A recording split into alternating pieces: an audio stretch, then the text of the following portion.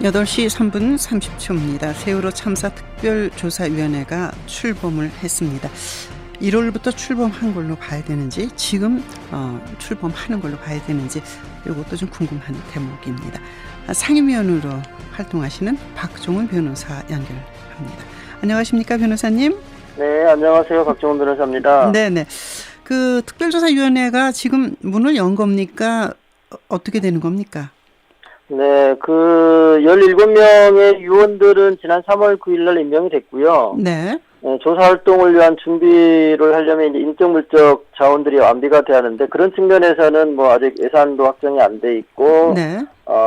민간인 채용도 안 돼 있고, 그리고, 파견 공무원도 지금 36명 가운데 1차 파견할 수 있는 10명만 지금 와 있는 상태입니다. 네. 그러나 곧 이제 민간 채용은 곧 이제 1차적으로라도 뭐 네. 3, 40명 정도라도 곧 임용할 수 있을 것 같고요. 네. 네. 민간인 채용은 이미 말하자면 채용 공고를 통해서 뽑으신 거 아닌가요? 네, 오늘 정도에 이제 전원위원회 심의 과정이 있고요. 네. 그렇게 되면 오늘 오후쯤에는 한 31명 정도는 공채된 분들 네. 임용을 할 수 있을 것 같습니다. 네. 31명 공채 말씀하니까 거기에 이제 이런 쪽에 전문가들은 잘 안 됐다. 뭐 선박이나 해양 이런 전문가를 뽑아서 그 안에서 조사가 이루어져야 되는데 민간인 채용에서 탈락이 됐다는 얘기는 무슨 얘기인가요? 그건 상당히 좀 큰 오해가 있는데요. 네. 해양 선박 전문가가 당연히 필요하죠, 특조위에. 네. 그런데 이제 지금 국민안전처에서 해경 분들이 2분 오시게 돼 있고요. 네. 그리고 저희가 이제 해경이 이제 경정 경감에 오시기 때문에 그 아래 직급으로 6급, 7급을 3명을 뽑으려고 공고를 했습니다. 네네. 근데 문제는 1차 공고 때는 이제 미달이 됐고요. 네. 2차 공고 때도 이제 미달된 급수도 있고, 이제 1명 정도 동시한 급수가 있어서 서류 면접을 통과했는데요. 네. 맞짱 이제 면접 시험 보는 날 나오지를 않으셨어요. 네. 네, 그래서 이제 저희가 뽑으려고 했지만 선박해운 전문가가 뽑히지 않은 것이지. 네네. 뭐 의도적으로 안 뽑았다거나 그런 건 절대 아닙니다. 저희로서도 이제 또 추가로도 계속 공고를 해야 되는 상황입니다. 네. 그러면 그 자리는 지금 비어 있습니까? 그 자리를 다른 민간인 맞습니다. 직원으로 비어 있죠. 그 전문가를 뽑아야 되거든요. 네네. 지금 이제 확실하게 출범된 건 아닌 것 같은데 월급이 1월부터 청구가 돼 있나요? 그거는요. 네. 법에 어떻게 돼 있냐면 위원들 17명 위원 가운데 이제 5명은 상임위원 아니겠습니까? 네. 상임위원들은 뭐 임명은 언제 하든 간에 대통령께서 처음 임명을 하게 되면 그때 네. 임명받은 상임위원들의 임기가 1월 1일부터 시작한다고 돼 있습니다. 네. 네. 그래서 이제 그거 왜 그러냐면 저는 사실 12월 18일부터 가서 일을 했거든요. 네. 네. 그러니까 이제 이게 위원회 17명 구성되거나 또는 네. 인적물적 갖춰지기 전에라도 준비를 해야 되지 않겠습니까? 네. 그러면 5명의 상임위원들은 빠른 분들은 12월 초부터 이제 저희 같은 상임위원들은 네. 12월 18일부터 일을 했는데 그러면 그분들 다 직장 금반들고 와서 일을 하니까 네. 급여를 줘야 되겠죠. 네. 그런 측면에서 이제 1월 1일부터 법이 세력을 발생한 1월 1일부터 임기를 시작했기 때문에 그런 이야기가 나오는 거죠. 네네.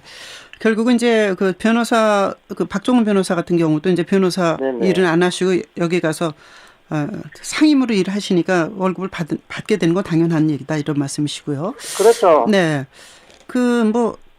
돈 가지고 얘기하는 건 참 어색하긴 한데 위원장님이 이제 1년 연봉이 1억 6,500인가 그러고 상당하다. 세월호 아픔을 진상을 밝히기 위한데 연봉이 너무 높은 거 아니냐. 그리고 내용도 생일 케이크값 1인당 5만 원씩 한 달에 보름씩 야근하기 때문에 야근비 또 출장 많이 가니까 이런 것들 세세한 항목까지 문제 제기를 일부 언론에서 하고 있습니다. 네네. 그건 참 이게 좀 유감스러운데요. 네. 첫째는 저희가 이제 예산안을 책정하지 않습니까? 네. 예산안을 짠다는 것은 저희가 생각하기에 예를 들어서 크게 나누면 2개인데요. 이제 경상 비용이 있는 거죠. 네. 일반적인 관련 법령이나 규칙에 의해서 정해진 공문에 관한 복리후생이라거나 급여에 관한 거 네. 그게 하나 있고요.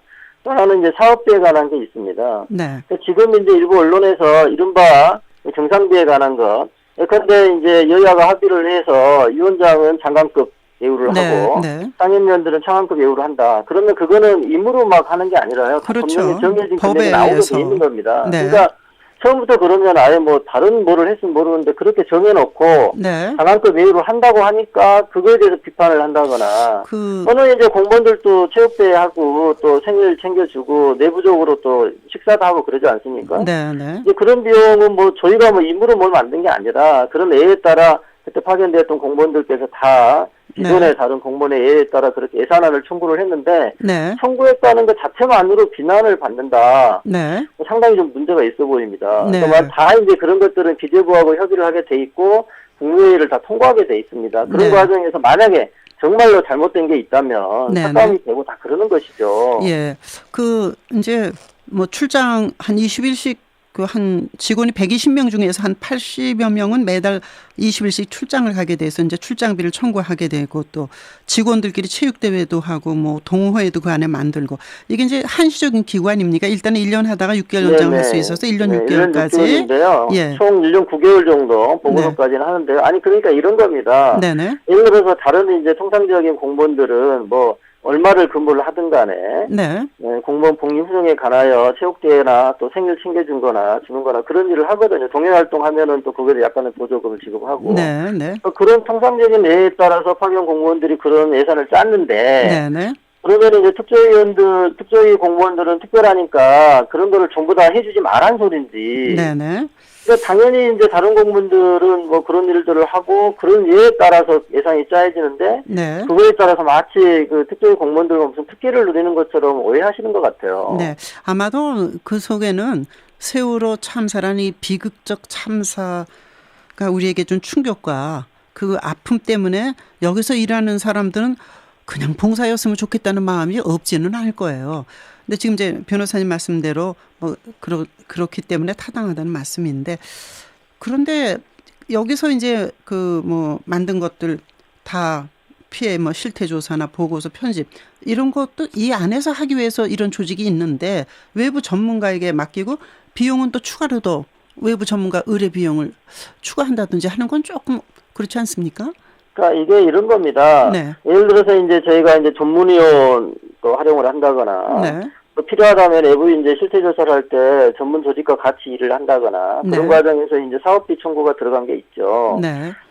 뭐 여러분 생각하시면 이런 겁니다. 예컨대 그 특조위 내에 또 상임위원 5명 또는 이제 최종적으로 11월 달이 되면 총 네. 120명의 인원이 배정이 되는데 네네. 저희가 해야 할 일이 그중에 이제 행정 지원하는 사람들이 상당 부분 많고요. 네.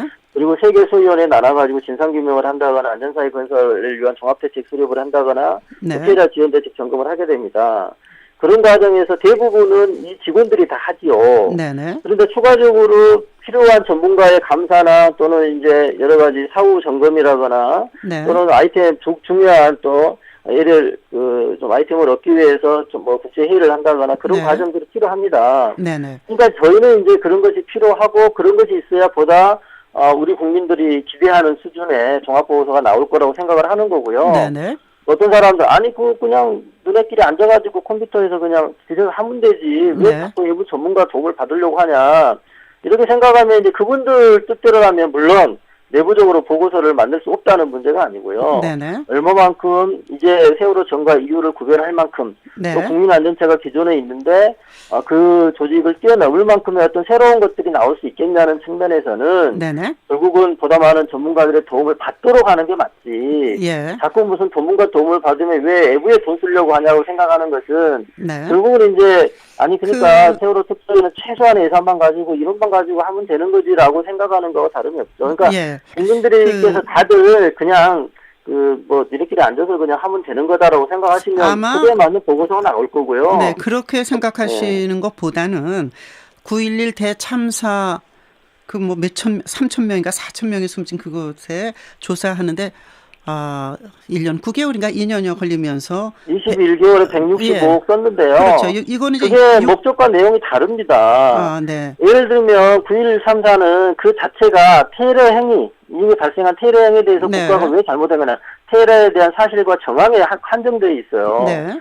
근데 저희는 진상규명뿐만 아니라 책임 소재 밝히고 안전사회 종합대책 수립하고 피해자 진공 점검을 해야지 훨씬 네. 업무 범위가 넓습니다. 그런데 이제 그리고 그 활동하는 기한도 지금 160억 원은 올해 말까지고 내년도는 또 다시 200 몇십억인가를 또 추가로 들어가는 그것도요. 거죠. 기재부나 다 아는 이야기지만 네네. 저희가 아직 예산을 금년도 예산 한 푼도 못 받았지 않습니까? 네네. 못 받은 상태에서 6월 달까지 2016년 예산안을 내라는 겁니다. 네. 그러면은 사업비가 얼마나 이번에 채택될지 안 될지 알 수가 없잖아요. 예. 그래서 저희가 일단, 그 전원위원회에서도 이야기했지만 네네. 일단은 0으로 놓고 일단 그죠? 청구한 0으로 상태다. 놓고 일단 1차 초안을 내는 겁니다. 예. 그러면 예컨대 2015년 예산에 이러이러한 사업비는 반영이 돼 있다. 그러면 당연히 삭감이 되지요. 예. 자, 그러면 그동안에 이제 특조위에서 뭐 정부가 파견하는 공무원을 싫다 그러셨잖아요. 그러다가 다시 이제 받기로 하셨지 않습니까? 그러면서 특별조사위원회가 청구한 예산안을 조건 없이 승인해달라 이렇게 요구하고 나선 걸로 되어 있어요. 공무원 파견을 받는 대신 이 예산을 통과시켜달라는 얘기로 사실인가요?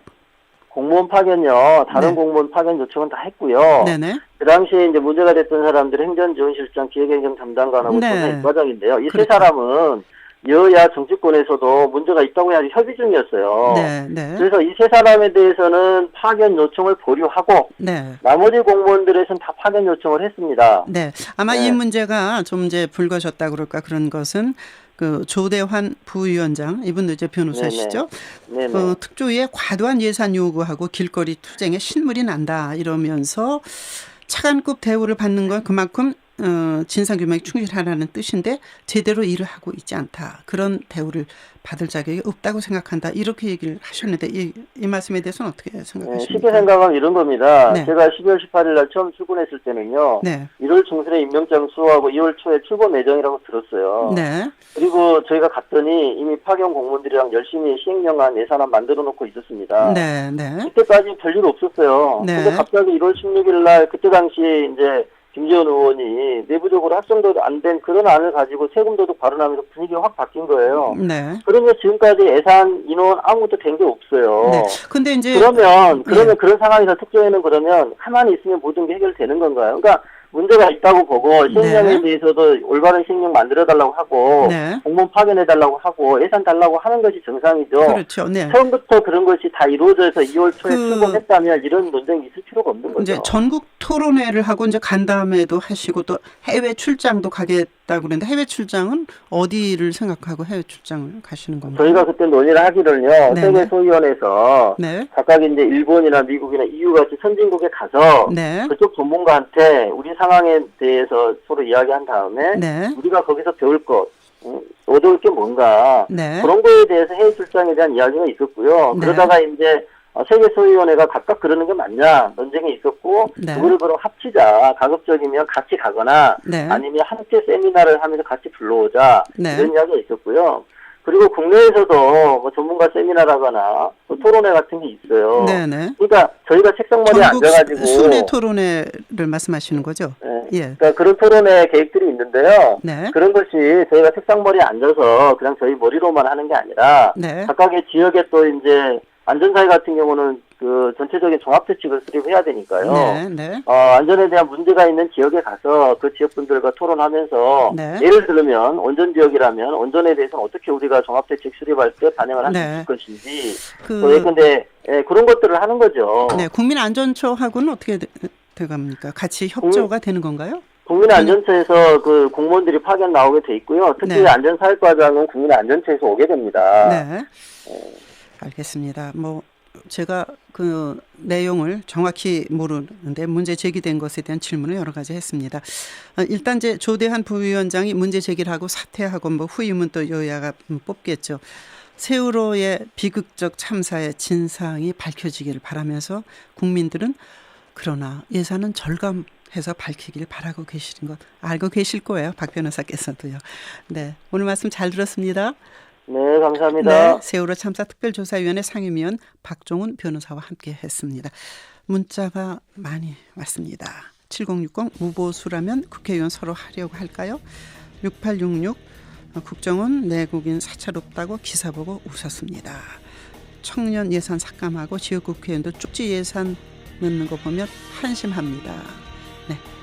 월요일도 한심하게 문 열면 안 되죠. 세상 신나게 여시기 바랍니다. 세상을 연다 박찬숙입니다. 내일 아침 7시 여러분 다시 초대합니다.